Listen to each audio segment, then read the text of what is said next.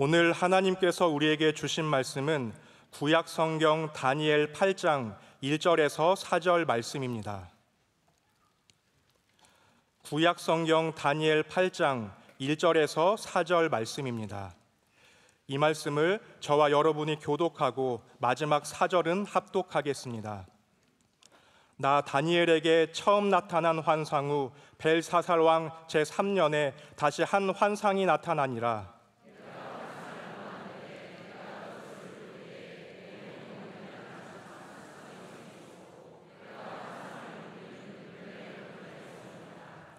내가 눈을 들어본즉 강가에 두 뿔 가진 순양이 섰는데 그 두 뿔이 다 길었으며 그 중 한 뿔은 다른 뿔보다 길었고 그 긴 것은 나중에 난 것이더라.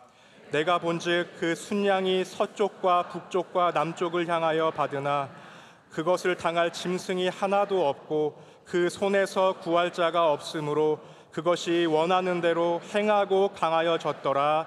아멘.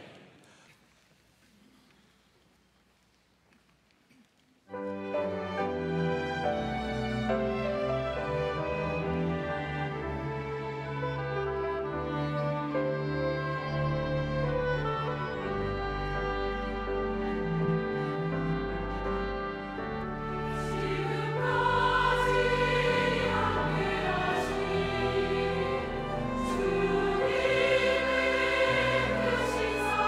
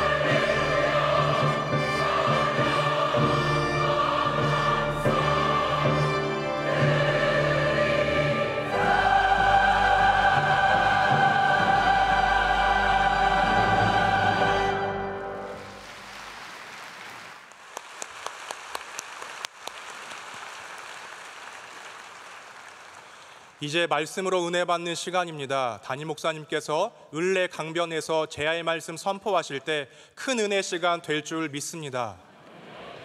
할렐루야. 여러분들 혹시 꿈이 실제로 이루어지는 것을 경험해 보신 적이 있으십니까? 꿈을 꿨는데 언젠가 그 꿈이 이루어질 때 얼마나 큰 감동이 있겠습니까? 보통 우리가 기시감이라고 하죠. 이제 이거를 용어를 만든 사람이 프랑스 사람이라서 우리가 데자뷰라는 표현을 써서 데자뷰, 데자뷰 이런 표현을 쓰는데, 우리가 기시감이라고 하는 언젠가 내가 분명히 경험한 것 같은데 또 경험하고, 내가 분명히 이거 알고 있는데 어떤 사람을 스쳐 지나가면서 나 분명히 예전에 이랬던 적이 있는데, 넘어지면서 언제 이렇게 내가 넘어진 적이 있는데, 이제 그런 우리 감정들, 그런 생각이 들 때가 있습니다. 이걸 이제 연구한 사람이 프랑스 의학자 아르노인데, 이 또 단어를 만든 사람은 에밀 브라크라고 하는 또 철학자입니다. 근데 이 사람들은 데자뷰에 대해서 이렇게 얘기를 합니다. 우리 스트레스를 많이 받기 때문에 뇌가 부작용으로 그런 일들을 한다, 이렇게 얘기를 하죠. 우리가 다니엘이 보는 이 예언들을 뭐라고 표현할 수 있겠습니까? 의학자들은 뇌가 스트레스를 받아서 너무 많은 것들을 봐서 힘들어서 어려워서 다양한 이유를 되겠지만, 우리는 분명히 알고 있습니다. 하나님께서는 우리 꿈을 사용하셔서 말씀하시는 분이시고, 그것은 구약 성경에만 있는 것이 아니라 또 신약 성경에만 나오는 사건들이 아니라 우리의 삶 속에서도 일어날 수 있는 사건들이죠. 오늘 다니엘은 그런 환상을 보게 됩니다. 그리고 수산성, 을레 강가, 우리가 어디선가 들어본 적이 있는 그러한 도시와 그런 지역에서 하나님께서 환상을 보여주십니다. 그리고 중요한 것은 이 환상이 이스라엘 역사의 실제가 됩니다. 물론 그 전에 있었던 메대가 등장하고 페르시아가 등장하고 그리스와 로마가 등장하는 이러한 짐승들이나 그러한 신상이나 다 앞으로의 미래를 얘기하는 것이 있지만, 오늘 특별히 우리가 나누는 이 8장은 이스라엘 역사의 아주 중요한 사건들이 이미 예언이 되고 다니엘에게 전해주는 그러한 말씀이 있습니다. 특별히 8장부터는 좀 다른 톤이 시작이 됩니다. 지금 제가 처음에 그 다니엘서를 여러분께 말씀드릴 때 다니엘에 들어있는 언어가 다양하다고 말씀을 드렸습니다. 여러분, 이거 참 이상하지 않습니까? 여러분이 만약에 책을 쓰는데 한국말로만 쓰지 중간까지는 한국말로 쓰다가 후반부에는 영어로 쓰겠습니까? 물론 여러분 영어를 쓸 수도 없겠지만 누가 책을 쓰다가 언어를 바꿉니까? 근데 다니엘은 실제로 언어가 바뀝니다. 그래서 1장부터 2장 초반부까지는 히브리어를 쓰고 2장 초반부터 7장까지, 우리가 지난번에 말씀을 나눴던 7장까지는 아람어라는 걸 씁니다. 그리고 오늘 말씀을 나눈 8장부터 다시 마지막 장까지 히브리어를 씁니다. 자, 헷갈리죠? 제가 처음에도 이 말씀을 드리면서 여기 여러 가지 의미가 좀 있다라고 말씀을 드렸는데, 이 아람어라는 게 뭔지를 아셔야 됩니다. 아람어는 당시 고대 사회의 공통어입니다. 그러니까 페르시아 사람도 메데 사람도 다 아람어를 썼다고 생각하시면 됩니다. 대부분의 사람들이, 그 중동 지역에 있는 사람들이 아람어를 썼기 때문에 바로 모든 그 지역의 사람들이 하나님을 경외하도록 다니엘서 처음에는 아람어로 적혀 있는 것이고, 오늘 말씀처럼 이스라엘의 역사와 아주 깊은 관계를 갖고 있는 이 말씀부터는 히브리어가 더 나타나게 되죠. 기억하시고, 예수님은 무슨 말을 쓰셨을까요? 예수님 영어 쓰셨을까요? 예수님께서 히브리어 쓰셨을까요?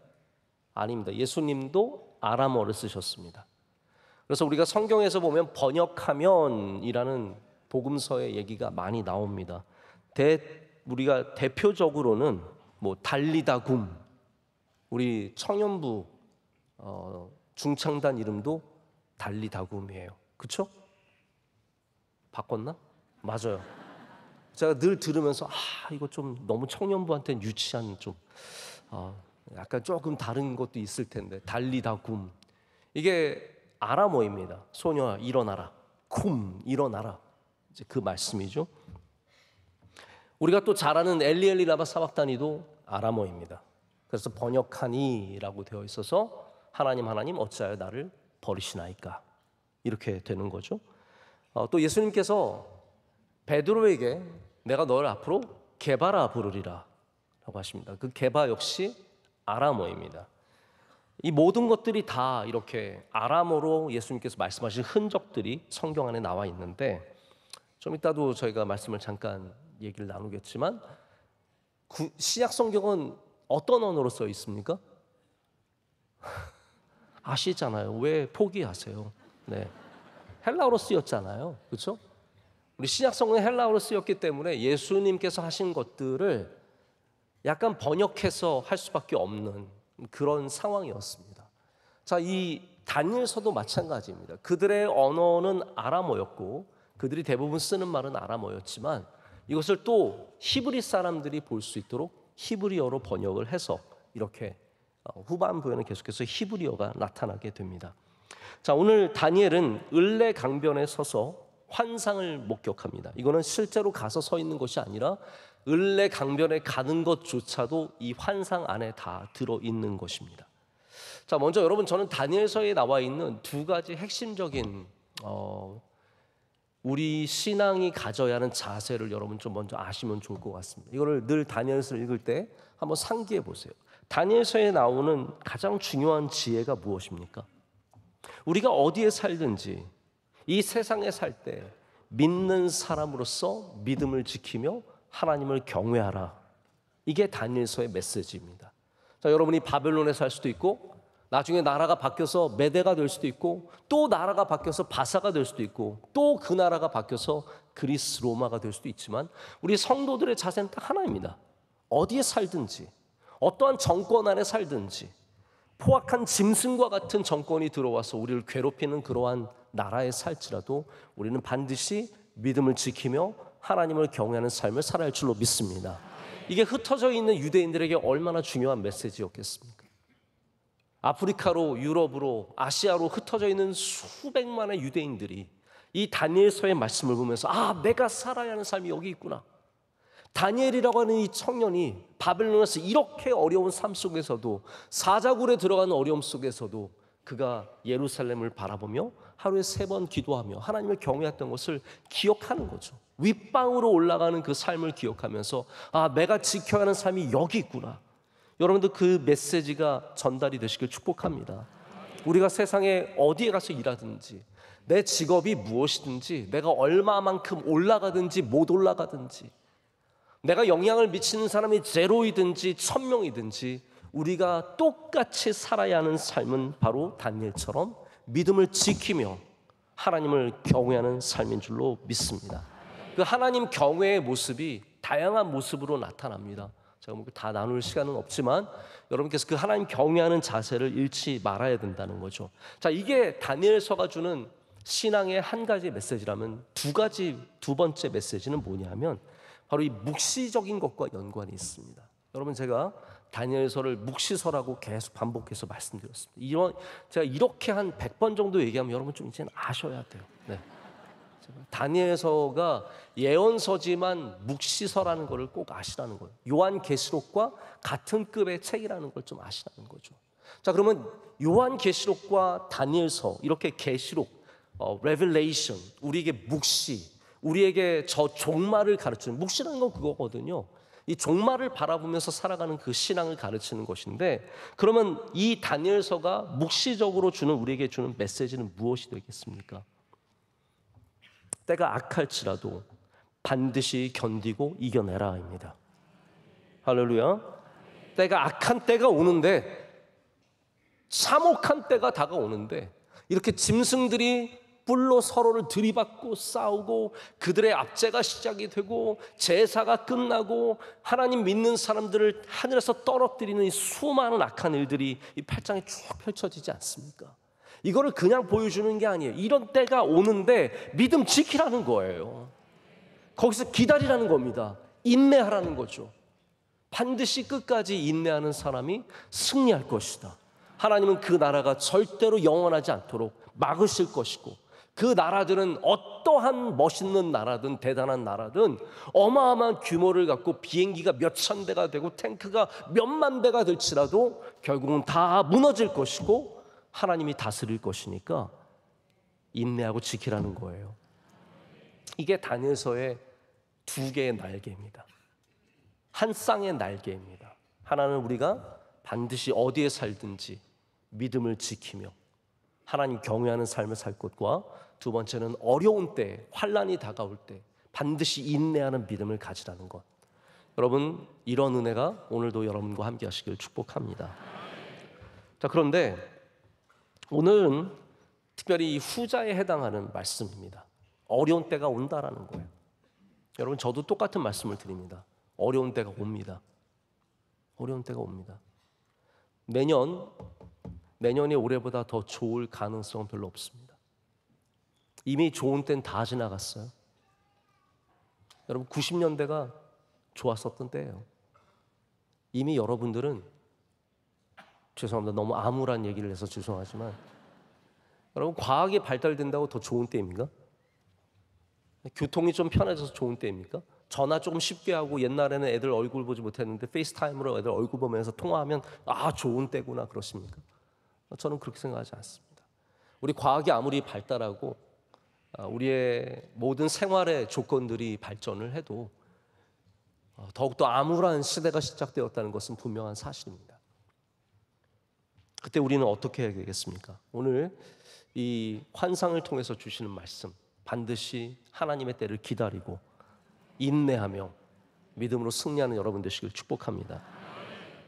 특별히 오늘 저는 여러분과 함께 이스라엘 역사를 얘기할 겁니다. 그래서 오늘은 제가 좀 어떤 죄송한 마음이 들었냐면, 오늘은 설교가 아니라 공부다. 여러분, 마음에는 잘 안 드시겠지만 오늘은 제가 좀 여러분과 함께 역사 공부를 해야 됩니다. 왜냐하면 이 내용이 다 역사적인 것이고, 제가 이거를 여러분께 쉽게 전하려면 오히려 상징을 끌어다가 상징 얘기하면 됩니다.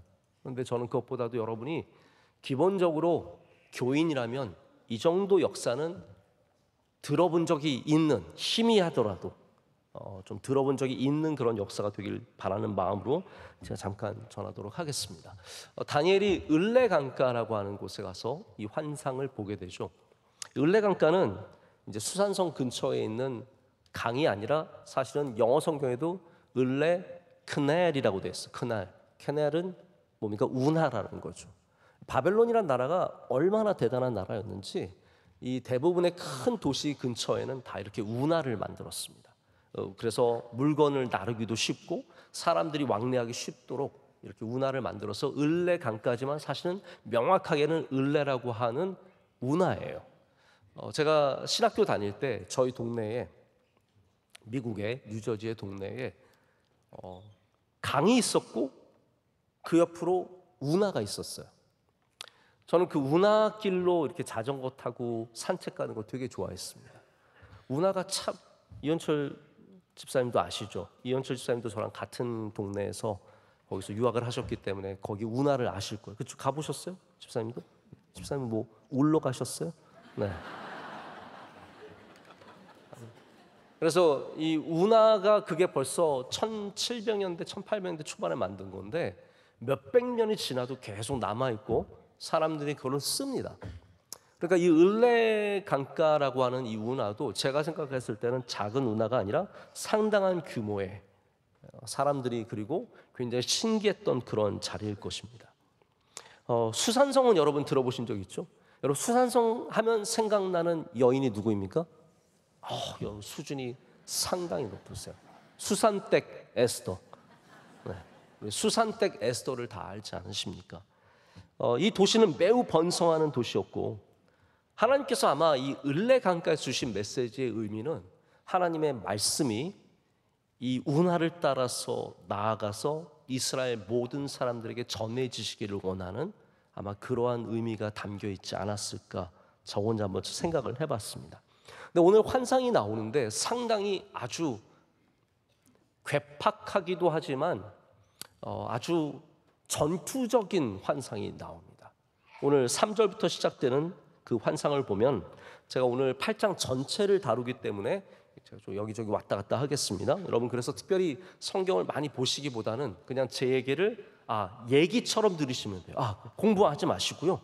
여러분 오늘 얘기처럼 들으시면 됩니다. 여기 두 뿔을 가진 순양이 서 있는 것으로 환상이 시작이 됩니다. 이 뿔을 우리가 단순하게 접근하자면 메대와 페르시아를 뜻합니다. 그래서 한쪽 뿔이 더 길어요. 그것은 뭐를 말하냐면 바로 페르시아라고 하는 나라가 나중에 시작이 되었지만 메대보다 훨씬 더 길고 강했던 것을 의미합니다. 이 뻗어나가는 뿔이죠. 성경은 늘 뿔을 권위와 권력의 의미로 상징을 두고 있습니다. 그래서 이 순양이 갖고 있는 뿔은 이 나라가 얼마나 강한 나라였는지를 얘기합니다. 그래서 여러분 우리가 생각하는 귀여운 양이 아니에요. 여기 순양은 램이라고 번역이 되어 있는데 램은 아주 강한 양입니다.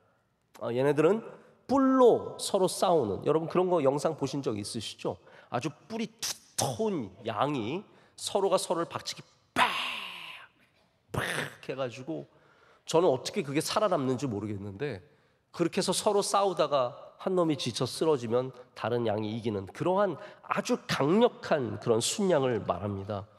여러분 우리 가끔 시골 가서 이렇게 닭이 모이를 먹고 있을 때 조심해야 하는 닭이 있습니다.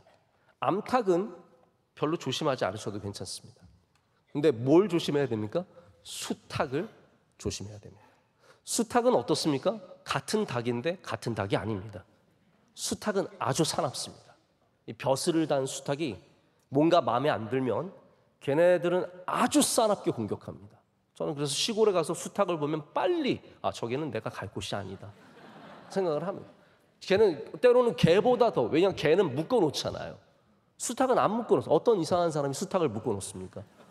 다 풀어 키우는 건데 수탉들이 돌아다니면서 발톱을 들고 공격하고 이렇게 걔네들 못 날잖아요. 딱 우리 높이로 날아요.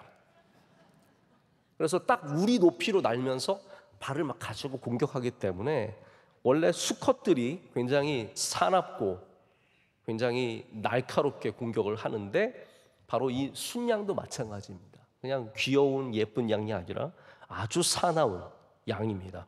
그래서 이 4절은 이 양을 당할 짐승이 없었다라고 얘기합니다. 심지어 그것이 원하는 대로 행하고 강하여졌더라라고 말합니다. 한마디로 이 나라가 아나무인이 되었습니다. 메대와 페르시아, 특별히 페르시아가 자기가 원하는 대로 마음대로 행하고 하나님을 눈에 두지도 않은 교만한 나라가 되어서 강력한 나라를 이룬 것을 오늘 성경이 환상으로 보여주고 있습니다. 이 하나님을 떠난 페르시아의 결말은 어떻겠습니까? 여러분 우리가 보기에 자기 마음대로 살아가는 삶처럼 부러운 게 어디 있습니까? 야, 저 사람 오늘 말씀을 그대로 따와서 얘기하자면 그것이 원하는 대로 행하고 강하여졌더라. 한번 여러분 스스로를 돌아보십시오. 내가 원하는 대로 행하고 강해졌다? 그것은 여러분 분명히 아셔야 됩니다. 멸망의 길입니다. 우리는 원하는 대로 내가 강해지고 그러면 내가 행복한 삶을 살고 있는 줄 알고 있지만 성경은 바로 그러한 삶이 결국은 반드시 망하는 삶이 된다는 것을 여러 통로를 통해서 보여줍니다. 여러분 얼마나 좋습니까? 오늘 일하고 싶으면 일하고 싶지 않으면 일하지 않고 우리 가끔씩 이렇게 집에서 원격으로 일하는 그런 사람들 보면 되게 부럽죠. 저 사람들은 아침에 지하철도 안 타고 집에서 그냥 놀면서 편하게 일하는구나. 미국의 수많은 회사들이 애플, 구글 이런 모든 회사들이 직원들 오지 말라고 하고 뉴욕 같은 경우에는요 그냥 재택근무를 하고 회사 오지 마라. 왜냐하면 우리 회사가 당신들을 위해서 맨하탄에 한 층을 빌리는데 매달 5억씩 들어가니까 당신들이 안 오면 우리한테도 이익이라는 거예요. 그래서 미국의 맨하탄에 있는 수많은 건물들이 특별히 샌프란시스코 같이 IT 기업들이 많은 원격으로 일할 수 있는 기업들이 많은 데는요 도시가 완전히 황폐화되었습니다. 왜냐하면 다 오피스가 사라지는 거예요. 사람들이 일할 필요가 없는 거예요. 근데 여러분 사람들이 이렇게 편하게 일할 때 내 맘대로 일하는구나. 내가 일하고 싶을 때 일하고 내가 쉬고 싶을 때 쉬고 내가 늦게 일어나고 싶으면 늦게 일어나고 되게 좋아했죠. 바로 그런 모든 사람들이 근 2년간 다 잘렸습니다. 지금 미국은 심각한 문제를 경험하고 있습니다. 이 코로나 이후에 막 번성하는 기업들이 다 재택근무하라고 막 사람들 채용하고 임금 팍팍 올라갔고 난리도 아니었죠. 그래서 물가가 미국이 얼마나 점프했는지 모릅니다. 제가 뉴욕에 가서 한번 밥을 먹어보면 한번 밥 먹기가 무서울 정도로 가격이 어마어마하게 오르고 모든 것들이 올랐어요. 그 다음에 어떤 일이 생기냐면 우리 마음대로 이래서 참 좋네 하다가 다 잘린 거예요. 미국은 기업이 사람을 해고하면 그것이 전혀 법에 저촉되지 않습니다. 우리나라는 기업이 사람을 해고하지 못합니다. 그런 구조를 갖고 있어요. 그러나 미국은 자본주의 국가의 아주 대표적인 국가고 완전 자본주의 국가이기 때문에 그냥 다 잘라버려요. 우리는 우리 원하는 대로 사는 삶이면 행복하다고 생각하지만 그 결과가 항상 그렇습니다. 가장 먼저 잘리는 사람 되는 거고요. 가장 먼저 어려움을 겪는 사람이 됩니다. 제가 한번 그런 생각을 해본 적이 있어요. 늘 이런 생각을 하는 건 아니니까 미리 여러분께 단단히 말씀을 드리고 딱 한 번 그런 생각을 해본 적이 있어요. 무슨 생각을 했냐면 나한테 만약 100억이 있으면 여러분도 가끔 그런 생각 안 해보세요? 나한테 100억이 있으면 내가 목회를 할까 안 할까?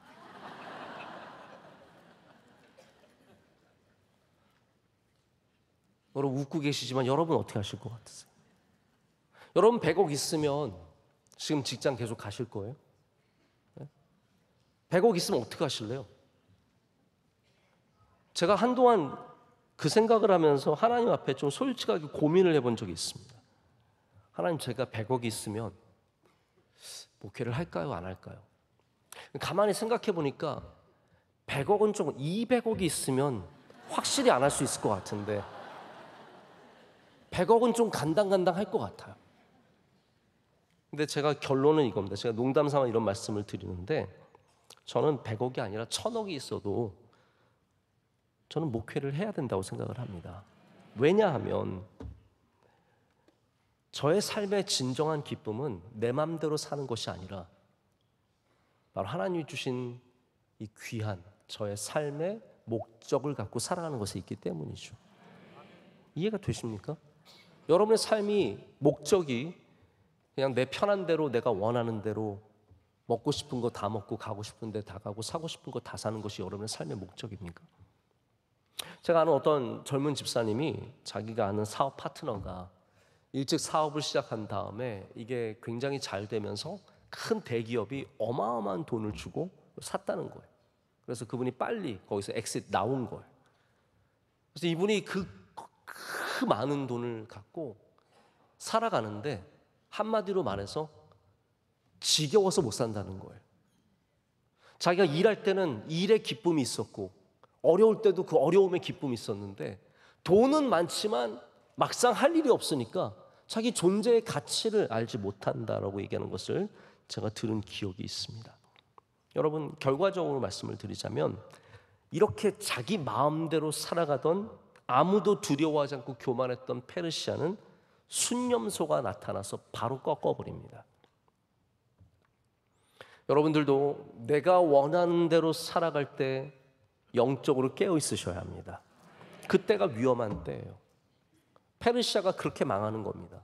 페르시아가 그 거대한 영토를 갖고 그 위대한 군대를 갖고 모든 사람들을 두렵게 했던 그 국가가 바로 알렉산더 대왕이 쳐들어와서 완전히 쑥대밭으로 만듭니다. 그것이 바로 이 순념소의 등장입니다. 여러분 딱 느낌만 봐도 아시겠죠? 순양이 세겠어요? 순념소가 세겠어요? 순념소가 세요. 왜냐하면 순념소는 못 됐으니까. 우리 염소는, 여러분 염소 길러보셨습니까? 염소는 양이랑 전혀 다른 차원의 동물입니다. 그래서 예수님도 양과 염소 나눈다고 말씀하시잖아요. 저는 어렸을 때 저희 집에서 염소를 아버지가 키우셨어요. 저희 원로 목사님 별의별 걸 다 키우셨어요. 그래서 아침마다 염소젖을 짜가지고 저희를 끓여가지고 염소젖을 주시고, 그래서 저는 염소를 맨날 엄마 그렇게 불렀던 기억이 나요. 저희 마당에 하얀 염소가 하고 있으면 엄마 학교 갔다 올게 또 인사했던 기억이 너무나 생생하게 기억이 납니다. 근데 그 염소가 그렇게 우리에게 젖을 주지만 저는 무서워서 가까이 가지 못했습니다. 수탉도 제가 가까이 가지 못하지만 순염소는 그거는 물론 이제 암염소였지만 염소는 암컷이나 수컷이나 매 한 가지로 굉장히 싸납고 무섭습니다. 여기 이제 순염소가 나와서 오늘 5절과 6절 읽진 않았지만 그 말씀을 보면 달려가서 순양을 쳐서, 그러니까 이 다니엘의 환상이 동물의 세계를 연상시켜줘요. 여러분 한번 상상해 보세요. 저 어디 산에서 순염소와 순양이 만났어요. 근데 둘이 그냥 제대로 들이받는 거예요.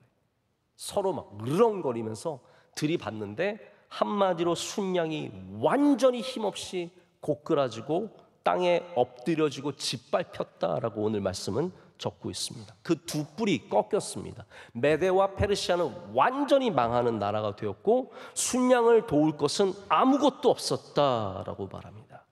여러분, 우리 교만하게 되면, 두려움 없이 사는 존재들이 되면, 하나님을 경외하지 않는 삶을 살면 이렇게 도와줄 사람 하나 없는 신세가 될 수밖에 없습니다.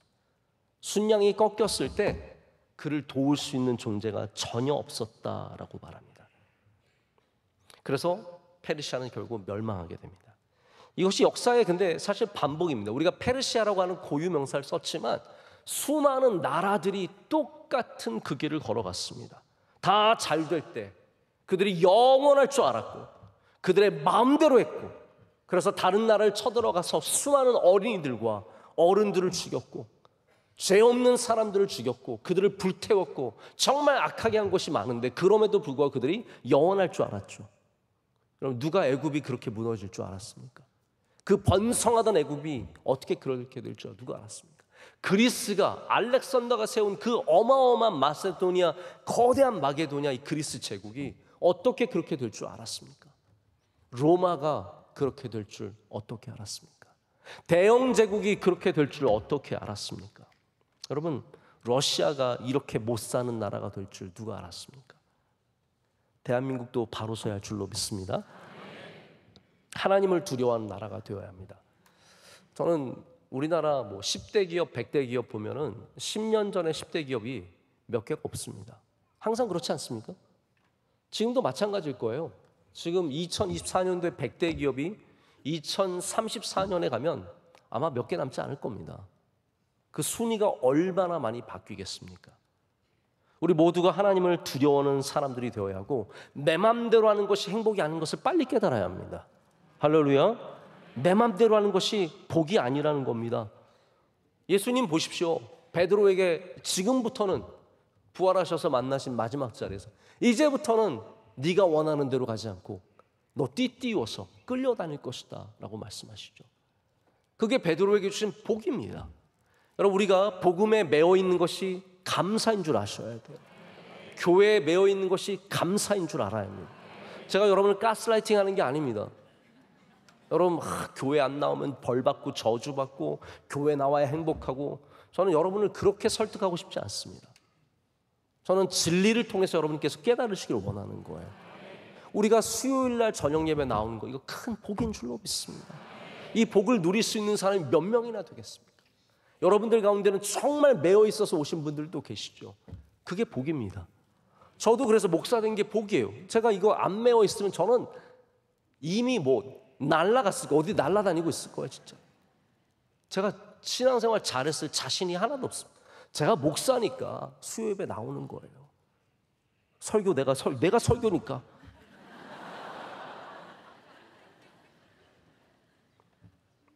근데 이게 저에게 가장 큰 복이에요. 가장 큰 기쁨입니다. 자, 오늘 순양을 이기면서 등장하는 이 순염소는 그리스 제국을 말합니다. 그래서 오늘 이제 8장의 21절에 가면 가브리엘이 나와서 이 꿈을 해석해 줍니다. 우리 7장에도 보면은 다시 해석해 주는 것처럼 여기도 환상을 보고 해석해 주는 것이 또 나옵니다. 근데 가브리엘은 여러분 어떠한 천사입니까? 소식을 전하는 천사예요. 예수님 나시는 소식을 전하고, 이 다 가브리엘이 하는 일 아닙니까? 그래서 묵시록의 특징 중에 하나가 이렇게 천사가 나타나는 게 많이 있습니다. 요한계시록도 천사가 계속 등장하게 되고 다니엘에도 보면 천사가 이렇게 등장을 합니다. 근데 여기 21절에 보면 순념소를 뭐라고 딱 명확하게 얘기하냐면 설명해 준 가브리엘이 설명해 주는 거예요. 순념소는 헬라니라라고 말합니다. 헬라다. 헬라가 뭡니까? 그리스죠. 원래 그리스 제국은 알렉산더의 아버지인 필리포스 2세가 마게도냐를 통일시키고 그 다음에 페르시아를 이 아버지 필리포스 2세도 페르시아를 정복하기 위해 들어갔다가 죽었어요. 그래서 알렉산더가 그 아버지 뒤를 이어서 20살에 왕이 됩니다. 여러분 20살 청년이 뭘 할 수 있을 것 같아요?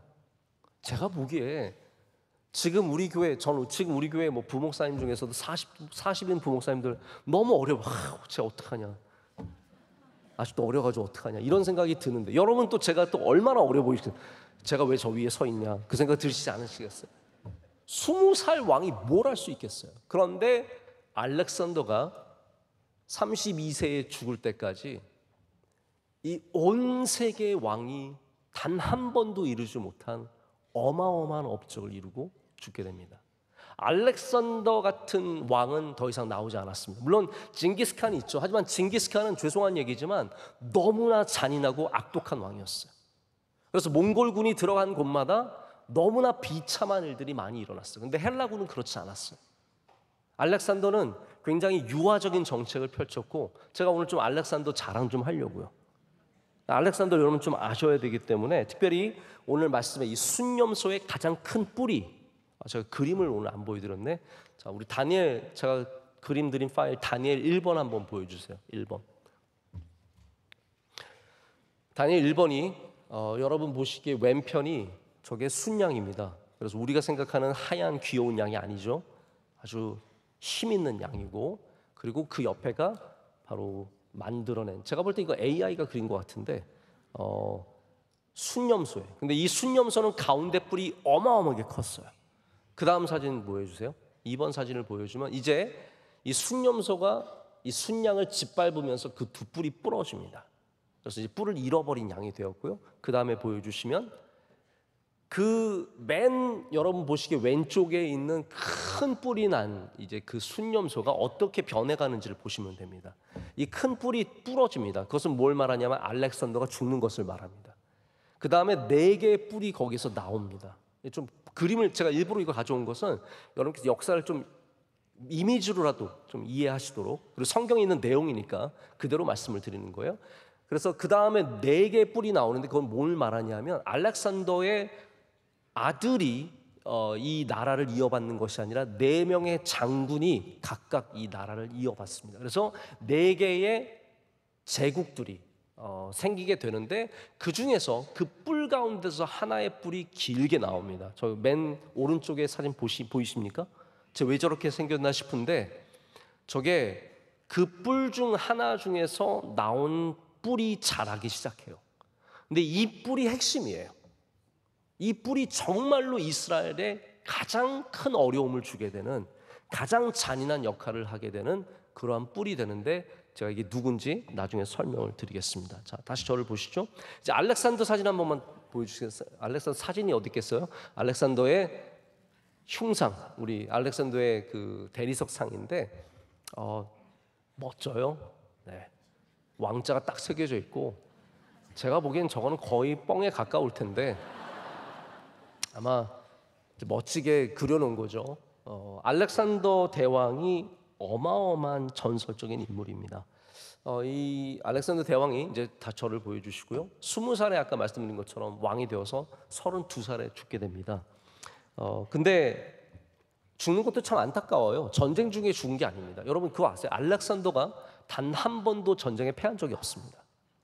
대단하지 않습니까? 알렉산더가 그 수많은 전쟁을 수백 번 치렀는데 제가 알렉산더 치른 전쟁들 한번 살펴봤거든요. 여러분께 설명을 드릴 수가 너무 많아가지고. 근데 알렉산더가 어떤 힘이 있냐면 이 사람이 전쟁의 모양이 굉장히 다양했습니다. 예를 들어서 큰 성을 갖고 있는 전쟁도 하고 성과 전쟁도 하고 유목민들과 전쟁을 하기도 하고 산에 숨어 사는 사람들과 전쟁을 하기도 하고 광야에서 황야란 아주 들판에서 전쟁을 하기도 하는데 대부분의 사람들은 자기가 잘하는 전쟁이 있다는 거예요. 광활한 대지에서 대놓고 싸우는 이런 오픈 워를 잘하는 사람이 있는가 하면 몰래 쳐들어가는 걸 잘하는 사람이 있고, 근데 알렉산더는 그곳에 가면 어떠한 전쟁을 해야 되는지 본능적으로 알았다는 거예요. 그래서 알렉산더는 단 한 번도 전쟁에 패한 적이 없다고 합니다. 저도 그 얘기를 알렉산더가 위대한 건 알았는데 전쟁에 패한 적이 없다는 것을 이번에 처음 알게 되었어요. 그래서 알렉산더가 모든 사람들에게 신처럼 추앙을 받았고 자기 스스로도 예전에는 이런 일들이 많았어요. 그냥 왕이 스스로가 너무 사람들이 높여주니까 자기를 신으로 여기는 거죠. 그래서 알렉산더도 자기를 제우스의 아들이다 스스로 그렇게 여기고 많은 사람들이 그를 존경했습니다. 얼마나 담대하고 용기가 많았냐면 전쟁을 하면 황금 갑옷을 입고 맨 앞에 섰습니다. 그 뭐예요? 나 왕이니까 나 죽여 이거 아닙니까? 그래서 맨 앞에 황금 갑옷을 입고 가장 높은 곳에 싸워서 그렇게 싸웠는데도 불구하고 그가 죽지 않고 전쟁에서 죽은 게 아니라 그래서 바벨론에서 열병으로 죽습니다. 굉장히 안타깝게 죽게 되죠. 근데 알렉산더가 제가 왜 중요한 사람이라고 말씀을 드리냐면 유대인과의 관계 때문입니다. 그리고 하나님의 나라의 역사와 깊은 관계를 갖고 있습니다. 자, 우선 알렉산더는 유대인들을 박해하지 않았습니다.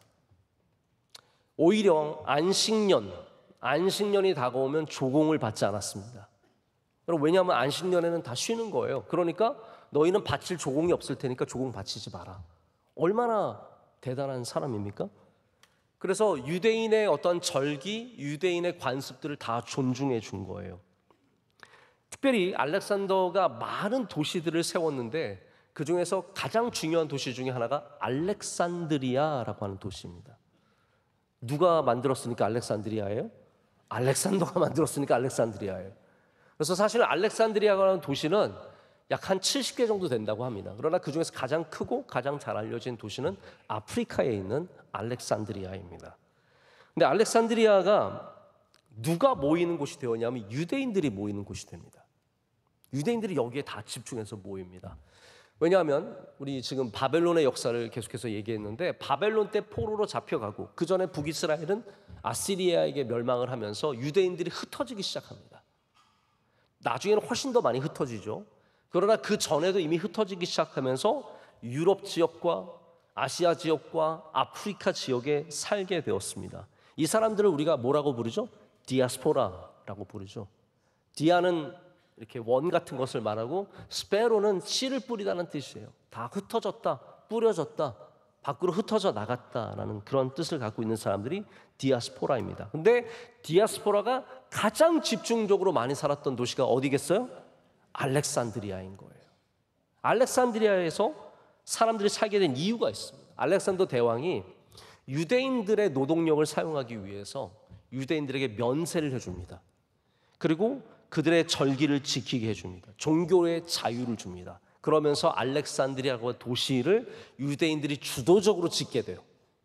그렇기 때문에 많은 유대인들이 결국은 알렉산드리아에 머물게 되었고 거기서 유대 공동체가 생기고 그렇기 때문에 그들이 원했던 것이 무엇이겠습니까? 우리가 헬라어로 이렇게 살아가고 있으니까 하나님의 말씀을 헬라어로 번역해야겠다가 생긴 거예요. 이해가 되세요? 제가 굉장히 쉽게 말씀드리려고 엄청 노력한 겁니다. 디아스포라가 알렉산드리아에 가게 되고 알렉산드리아에서 그럼 우리가 하나님의 말씀을 우리 헬라어로 우리가 읽기 쉬운 헬라어로 번역을 하자라고 한 것이 바로 70인역입니다. 구약 성경을 그리고 우리가 모르는 외경들 이런 모든 것들을 다 모아서 헬라어로 성경을 만듭니다. 그래서 septuagin트 70이라는 뜻인데 명확하게는 70명이 아니래요. 72명 이런 주장들이 있고 우리가 정확하게 알 수는 없지만 이 알렉산드리아라고 하는 디아스포라가 모인 도시에서 이게 다 알렉산더 덕이라는 거예요. 사실은 덕이라기보다는 알렉산더가 행했던 일 때문에 그렇게 된 겁니다. 그래서 이스라엘 사람들이 바로 히브리어를 모르는 사람들도 성경을 읽을 수 있도록 헬라파 이스라엘 사람들이 여러분 그래서 우리 신약 성경에서 헬라파 사람들 많이 만나잖아요. 뭐 디모데라든지 이런 헬라파 사람들이 본 성경이 바로 이 세프투아진트라는 거예요. 70인역. 지금도 가장 오래된 히브리 성경은 레닌그라드 버전이라고 해서 서기 1000년밖에 안 됩니다. 사실 우리가 오히려 세프투아진트 이 70인역이 훨씬 더 오래된 번역들이 많이 있어요. 근데 이건 이제 흥미로운 전설들도 많아요. 예를 들어서 이 번역을 하는데 70명의 번역가들이 각각 다 성경을 들고 굴로 들어간 거예요. 굴에 들어가서 뭐 몇 년이 걸렸을지 몇 달이 걸렸을지 어떻게 알겠습니까? 성경을 다 번역해서 모였는데 그들이 다 72명이 맞춰보니까 70명 모두가 똑같이 번역을 했다. 전 이건 잘 못 믿겠어요. 어쨌든 그래가지고 이분들이 70인역을 갖게 됩니다. 중요한 것은 바로 알렉산더 대왕이 세운 알렉산드리아가 그 중요한 매개체가 됩니다. 자, 하나님께서는 이렇게 순념소, 큰 뿌리 이룬 헬라 문화를 기독교의 전파를 위해서 사용하셨습니다. 바울도 디아스포라였습니다. 그는 로마의 시민이었고 로마에 살았던 사람입니다. 헬라파 사람입니다. 그는 헬라어로 번역된 성경도 알고 있었을 것이고 그리고 그것을 가지고 선교에 적극적으로 사용했습니다. 헬라어를 사용하는 사람들. 예수님 시대는 로마 시대이지만 여러분 아시죠? 예수님 시대가 로마 시대이지만 언어는 뭘 썼어요? 헬라어를 썼어요. 이게 참 로마도 괜찮은 사람들이에요, 처음에. 왜냐하면 이 수많은 사람들이 이미 알렉산더가 이루어놓은 이 헬라 문명 속에서 로마가 로마어를 강요하지 않습니다. 헬라어를 쓰게 놔둡니다. 그래서 헬라 사람들이 수많은 이 거대한 지역에 분포되어 있는 아프리카와 북유럽, 남유럽과 뭐 아시아와 소아시아 별의별 때 다 흩어져 있는 사람들이 다 뭘 쓴다고요? 헬라어를 쓰는 거예요. 그러니까 복음이 급속하게 전달이 될 수 있었다는 거예요. 언어가 다 달랐다고 생각해 보세요. 그 언제 성경을 번역하고 언제 다 합니까? 여러분 신약 성경이 뭐로 써 있다고요? 헬라어로 써 있잖아요. 헬라어로 쓰여진 성경을 다 금방 보게 되는 거예요. 그렇기 때문에 하나님의 말씀이 이 복음이 급하게 다 전달이 되었고 그래서 이 선교의 어마어마한 발전이 있게 됩니다. 자, 보십시오. 하나님은 이렇게 알렉산더가 이룬 역사, 우리가 보기에는 하나님의 역사와 전혀 상관없는 역사처럼 보이는 것도 하나님의 뜻 가운데 사용하실 수 있는 분이십니다. 자, 그래서 여러분 이 땅에서 일어나는 역사를 하나님께서 선하게 사용해 주시기를 기도해야 합니다. 하나님이 역사의 주관자세요. 그렇기 때문에 알렉산더가 힘을 잡든 누가 힘을 잡든 하나님께서 그것을 오히려 반대로 그 악한 정권들을 나쁜 사람들을 반대로 사용하셔서 하나님의 뜻을 이루실 수 있는 분이시라는 것을 우리가 꼭 기억해야 된다는 겁니다. 제가 이 알렉산드리아에서 이루어진 이 70인역의 번역을 보면서 우리나라가 얼마나 큰 복을 받았는가를 생각해 보게 되었습니다. 여러분 원래 1700년대에 이미 사복음서의 어떤 한 문장 몇 문장들을 카톨릭 선교사가 전해준 한문 성경을 통해서 중국에서 번역을 해서 가지고 들어왔습니다. 근데 이거는 아주 파편적인 말씀이었어요. 그러나 감사하게도 개신교 선교사들이 맥킨타이어, 존 로스 이런 선교사들이 중국에서 한문 성경을 우리 선비들에게 전해줍니다. 두 사람이 받았죠. 뭐 더 있을 수도 있지만 대표적으로 서상륜, 백홍준 이 두 분이 그 성경을 받게 되죠. 그게 바로 누가복음입니다. 누가복음을 받고 이 두 분이 그것을 한국말로 번역을 해서 한국으로 가지고 들어왔어요. 자, 또 하나의 사건은 어디서 일어나냐면 일본에서 일어납니다. 이번엔 일본에서 세례를 받은 이수정이라고 하는 사람이 마가복음을 번역을 합니다. 마가복음을 한국으로 가지고 들어옵니다. 그래서 선교사들이 한국에 처음에 들어왔을 때 그들이 정말 놀랐던 것 중에 하나는 이미 우리가 복음서를 갖고 있었다라는 것. 여러분 이것은 하나님께서 우리 대한민국 우리 민족에게 주신 크신 은혜입니다. 우리가 그러한 언어의 복을 받지 못했다면 이 성경의 복을 받지 못했다면 이와 같이 교회가 일찍 자리를 잡고 한국 사회를 바꾸고 하나님의 뜻을 이루는 역할들을 하기가 굉장히 어려웠을 것입니다. 그래서 이러한 경우는 정말 전 세계 기독교 역사에도 아주 드문 경우입니다. 제가 방금 말씀드린 것처럼 헬라 문화 속에서 모두가 헬라어를 쓰는 곳에서 헬라 성경이 있었기 때문에 이 복음이 빨리 전파된 것처럼 우리 대한민국도 어떻게 보면은 한국 사람들이 빨리 한국 성경을 가지고 들어와서 우리가 빨리 선교가 될 수 있었다는 거죠. 자, 이제 제가 오늘 공부는 여기서 이제 마무리를 합니다. 다음 주가 제가 이거를 어떻게 하면 약장사 같이 않게 말할 수 있느냐를 고민합니다.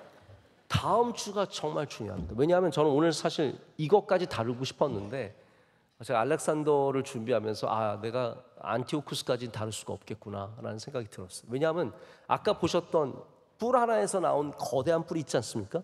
이 뿔이 난리를 쳐요. 이 뿔이 아주 중요한 역사적인 인물이 됩니다. 좋은 인물이 아니라 이스라엘을 가장 박해하고 이스라엘에게 가장 많은 눈물을 준 사람이 바로 이 안티쿠스 4세예요. 스스로를 뭐라고 불리냐면 에피파니우스라고 불렀습니다. 에피파니는 무슨 뜻이냐면 현현이에요. 하나님께서 인간이 되다. 에피파니, 하나님께서 나타나 주셨다, 그 뜻이거든요. 그러니까 이 안티오쿠스 4세는 자기가 하나님처럼 자기 스스로를 여겼던 사람인데 예루살렘을 점령하면서 제가 알기로는 8만 명을 죽인 걸로 알고 있어요. 근데 어떻게 죽였냐 하면 할례를 받은 아이들은 절벽에서 엄마와 함께 밀었습니다.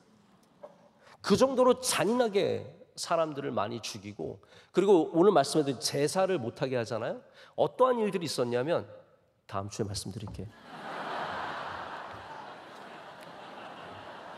정말 끔찍한 일들이 일어나고 이 안티오쿠스 4세를 대항하는 바로 유다스 마카비라고 하는 집안이 일어나서 바로 마카비 전쟁이 일어나서 이들을 축출하고 마카비가 이 예루살렘에 다시 들어오게 되면서 하누카라고 하는 절기가 되어서 그 절기가 수전절, 예수님께서 지키셨던 절기 수전절이 되어서 우리가 크리스마스 지킬 때 유대인들은 수전절 지킵니다.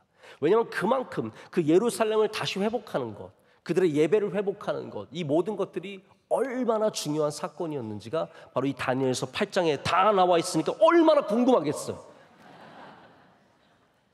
안티오쿠스 4세가 어떠한 나쁜 짓을 했는지 여러분이 다음 주에 오지 않으면 절대로 알 수 없습니다.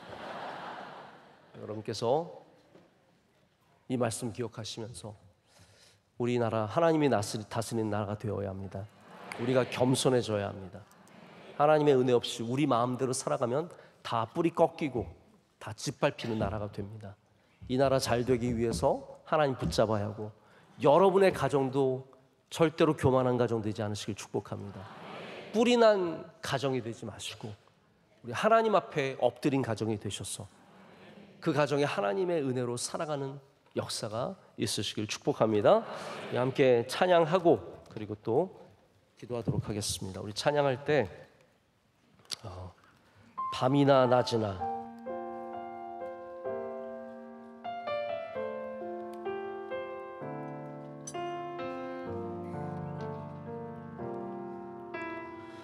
나의 소망 되신 주,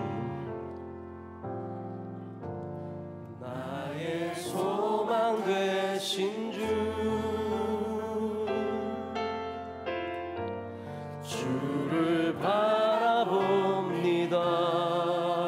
다시 오실 나의 왕, 다시 오실 나의 왕 예수,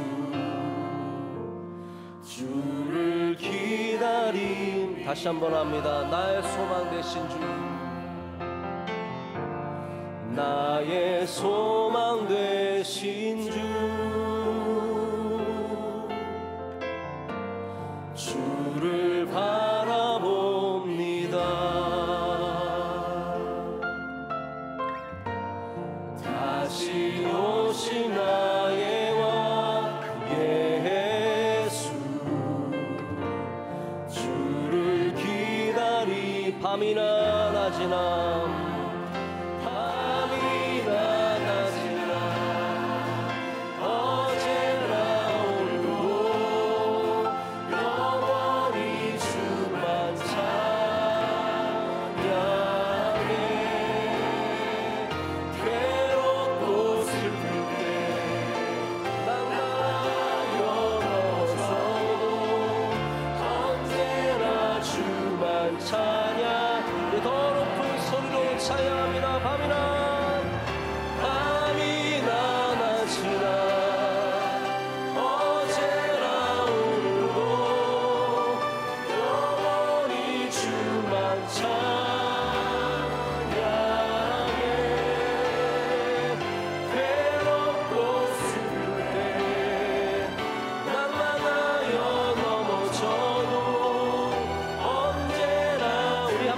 찬양하겠습니다. 밤이 나라지라 밤이 나라지라 어제나 오늘도 영원히 주만 찬양해. 괴롭고 슬플 때 낭만하여 넘어져도 언제나 주만 찬양하겠네. 이제는 우리 주 예수 그리스도의 크신 은혜와 하나님 아버지의 영원하신 사랑과 성령님의 함께하시며 임재하심이 주의 말씀을 붙잡고 바벨론을 향해서 담대하게 나가는 주의 모든 살아신 종들에게 이제로부터 영원토록 함께하시기를 간절히 축원하옵나이다. 아멘.